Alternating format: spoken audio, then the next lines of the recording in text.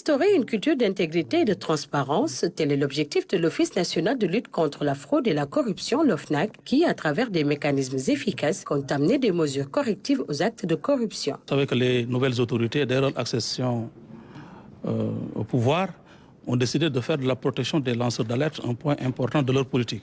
C'est dans ce sens que le président de la République, en Conseil des ministres, a instruit le ministre de la Justice de procéder à l'élaboration d'un avant-projet de texte pour protéger les lanceurs d'alerte. Cette journée commémorative, riche en échanges, a été aussi l'occasion pour le recteur de l'université Amadou Mahtar de sensibiliser les jeunes sur le rôle crucial que jouent les lanceurs d'alerte dans la construction d'une société juste et équitable. Les lanceurs d'alerte jouent un rôle crucial dans la révélation des pratiques corruptives et la protection de l'intérêt public. Cependant, ils prennent souvent des risques considérables pour dénoncer des actes répréhensifs.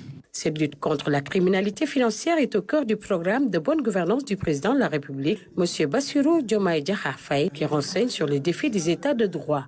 Ces deux actes présidentiels témoignent de la place que le président de la République et de son gouvernement accordent à la lutte contre la corruption, qui, sans conteste, est un des signes de malgouvernance et de sous-développement qui gangrène notre vivre collectif et sape les fondations de notre nation.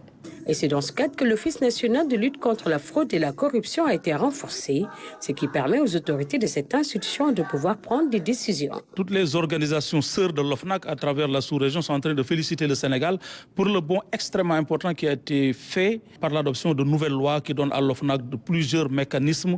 Maintenant, au début, comme je le disais, à l'OFNAC, si on vous convoquait, que ce soit en enquête ou pour faire de la déclaration de patrimoine, si vous refusez de venir, rien ne pouvait vous arriver. Ils vont peut-être écrire à monsieur le président de la République et laisser à son appréciation. Aujourd'hui, la nouvelle loi donne à l'OFNAC la possibilité de garder à vue. Et ça, c'est important.